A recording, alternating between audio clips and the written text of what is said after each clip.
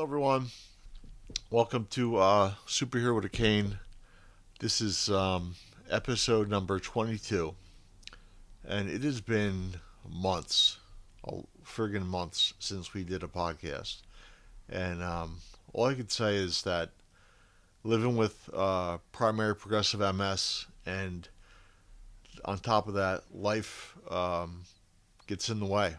And I'm going to go through some of that in the podcast, but we'll see. So I'll start off with I am fresh off yesterday's adventure of.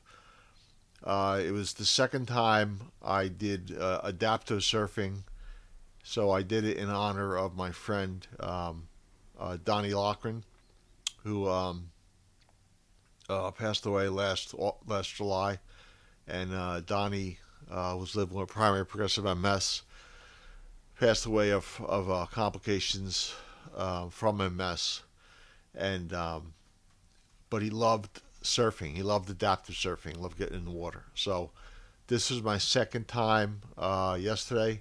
I killed it. It was I went out 3 times, right? Three I times, think it was 3 times, yeah. and which last year I think I only went out once, and a little bit warmer. Some great recommendations from Steph at who's my therapist at TheraFit, to wear a rash guard, which helped tremendously. So, anyway, it was for Donnie. That's why I do it, and I think it worked out great. It was awesome. It was great to get in the water. Um, I forgot that all this would not be possible if it was not for MS for MS. So, thank you to MS for MS for helping with my podcast ability. How about that for something to say? So, um,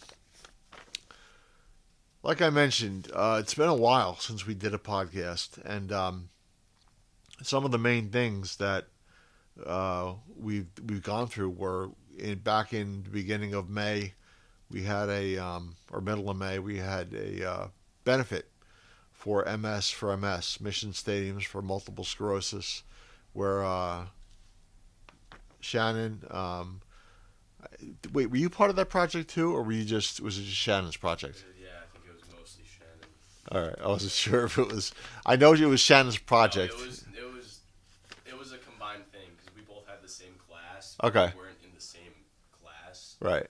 But our teacher let us do it together anyway. So Shannon and Sean, who were seniors at the time, had this project through a class in school where we had a benefit for MS, and Sean's band played.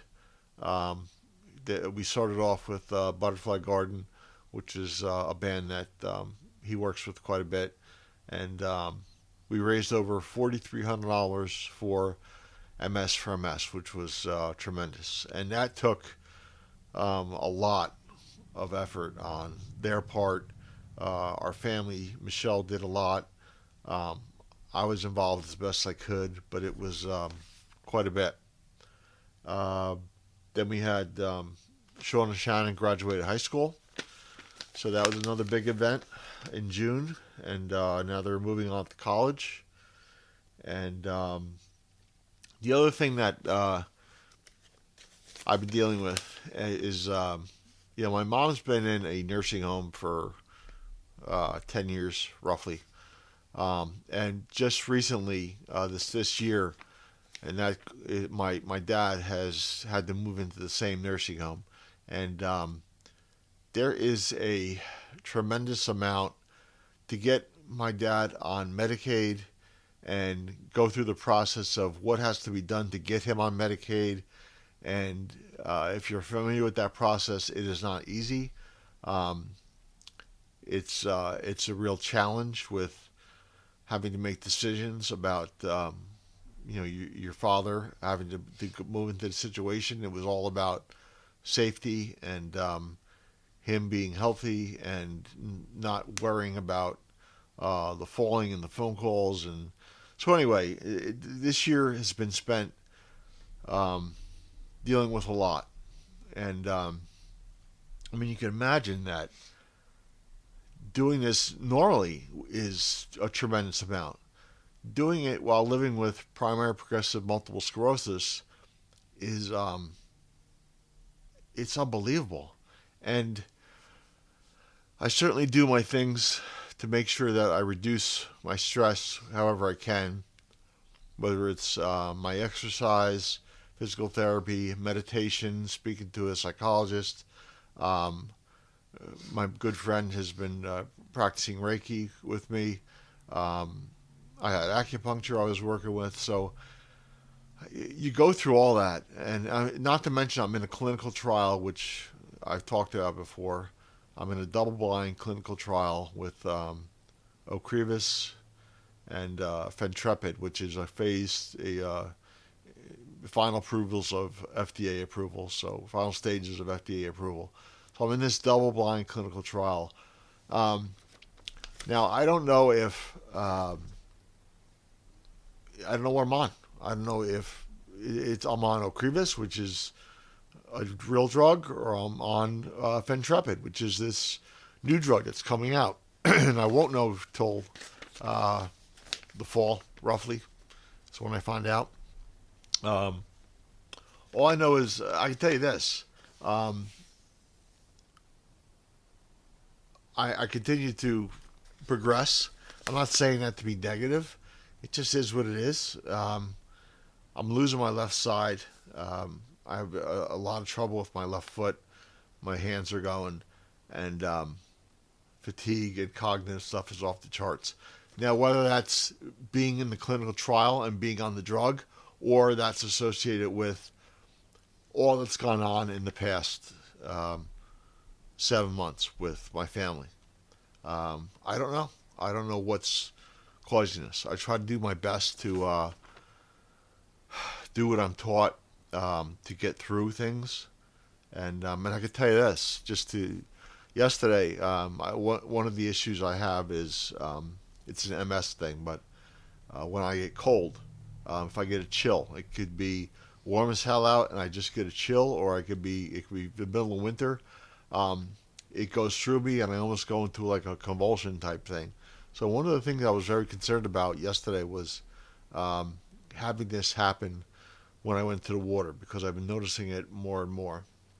And when I got on the surfboard and as I was getting into the water, one of the things I did was I put myself in the same state I am in the morning when I meditate, and I focus on the things that calm me down, make me happy, um, and that's what I was focusing on as I was going through this. I tell you what, after the first pass, I was almost ready to bail yesterday because I could feel the chill coming on. I didn't want to start convulsing and freak everybody out, but I calmed myself down. I went through what I do with meditation, and I got through it. I ended up doing three runs yesterday. So, yay me. um, so sorry, I gotta read my notes. I forget shit all the time. Um, all right. So one of the things I want to talk about, someone in our we share stuff through MS for MS. We have an ambassador group. We're also in a email chain. We have meetings and we have group participation. And something that was shared a couple days ago was there was Mike Hoffman shared. I believe it was Mike. I'm sorry, Mike, if I screwed this up, but he shared a TED talk about a guy named Rob Cridge, who I believe is Australian. I'm screwing this up. I'm sorry. And he did a TED talk, which talk about living with primary progressive multiple sclerosis, and the topic was thriving with primary progressive multiple sclerosis. And one of the things that um, for me I find is different is my issues. I certainly I use a cane all the time. I use my rollator and sometimes a scooter. Um, and like I mentioned, I'm losing my left side, and I'm I fall quite a bit, and but so yeah, physical stuff is not my strong suit. But the thing that I think is lost is the fatigue. I mean, the debilitating fatigue that has increased and comes with my disease, my personal disease, and cognitive crap that comes with my personal disease. Um, and then, physically, there's things I just can't do anymore. So, Rob Cridge talked about thriving with MS, and his whole goal was to be able to provide for his family, and that was always my goal in life, was to be able to provide for my family and help wherever I can. And I wanted, because of how I grew up. I grew up with a mom that was paralyzed, and we certainly got a lot of support from my grandparents. Um, middle income, with a lot of help to help get through life, and but it meant that you had to sacrifice a lot. You couldn't do a lot of things, and I never wanted that in life. I mean, my goal before MS was always to do what I had to do to work my ass off, to learn, and so that my family never had to care for anything. They never had to want for anything. And so the exact thing that I worked my ass off for is kind of what's happened, where what I didn't want to have happen has happened, which is bizarre because I've always been a positive, goal setting, friggin' go get 'em maniac. And to have this happen is kind of bizarre. So, um, Rob, one of his similar goals that he talks about in the TED Talk was to not have his family have to want for anything. And so I mean, living in Australia is, I don't know what it is compared to living in the United States as far as the cost of living. Um, but he actually was able to go and learn how to. He was sailing and learning how to sail with people that had quadriplegics and people that could not use their physical abilities anymore. They had to sail, and to make the boat go left, they had to suck in a straw. To make it go right, they had to blow in a straw, or whatever the case was. And I'm like, man, that sounds like something I and don't take this the wrong way, but there's times I wish my disability was I lost my limbs versus losing my brain and losing and having fatigue.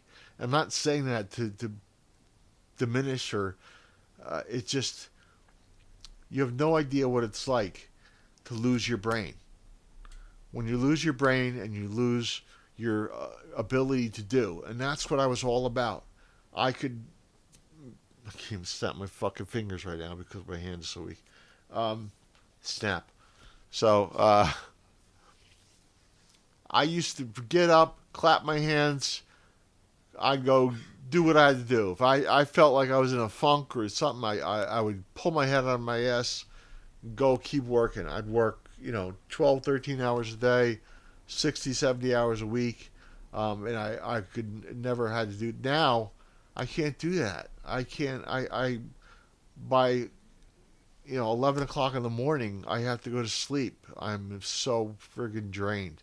So, um, when I say I wish there was some other, if, and this, when I started this, I feel like I'm fucking rambling. I started this talking about doing the adaptive surfing for Donnie, who was living with primary progressive MS and passed away. One of the things I could talk about with Donnie, who he completely got it. He did not have the fatigue and the physical and the mental, the brain issues. He had more physical issues. Donnie was pretty much a quadriplegic by the time he was done, um, and he had many internal issues that were brought on from MS. But he did not have the fatigue. He did not have the cognitive issues that I get, um, which requires a tremendous amount of planning, not doing anything. Um, I can't tell you what it does to you, to have your brain and your cognitive ability and your ability to produce your own energy be affected. Um, it's terrible. So I'm not saying all this to bring it down. I'm just kind of going back to, when I first listened to the TED Talk from Rob Cridge, um, I see all the comments about what inspiration. He talks about don't sweat the small stuff, um, which is, you know, a great philosophy. And for all those people that can live like that, I get it. But guess what? I can't live like that. If I don't sweat the fucking small stuff, um, it goes against. I have to make sure that I plan to death. I have to make sure that I've learned that for me it's okay to go sit there and put the TV on and just watch mindless TV for 2 hours, so that way I'm not thinking. Because when I start thinking is when the cognitive crap comes into play and it sucks the energy out of me. It's like somebody unplugs me. So in the end, especially after yesterday. I think yesterday the mornings are always better for me. So I was first to go. I went like 9:30 yesterday morning. Went adaptive surfing, and the support I got, the feedback, the people, everyone that showed up, my family that showed up, and the support I got once I started posting crap on social media about people thought it was the best thing since sliced bread. Me doing this adaptive surfing, and I'm like, okay, you know what? And part of my I guess my philosophy has always been that, and I've learned that you have to be happy about things you do, and there's four keys to happiness that I learned many years ago. One is perceived control. The other is perceived improvement. Your connections with others, and the last is being part of something bigger. So I realized that um, for me to be happy, I always have to feel like I have those four components, and it's up to me for as far as perceived improvement and perceived control. That's up to me to decide what I control. For me, it's all about routine. Um, Connections with others, I have to decide who I connect with because, quite honestly, um, some people out there suck the energy out of you. So I got to make sure that I only connect with people that have good energy for me. And being part of something bigger, I think, is maybe in this world. So others, being an inspiration. So I go back and if Rob Cridge in Australia is an inspiration to everybody, I want to be an inspiration too, whatever it takes. It's not easy living with this disease, and I got to keep going. So I think that's it. My goal is to do another one of these before Sean leaves for college in a couple weeks. Yeah. So where am I with time? Am I good? Yeah, you're good. What time? How much time? Like almost 19 minutes. Okay. So, all right. I want to be an inspiration. Um, I'm going to be an inspiration. I will talk to you soon, and everybody have a great day.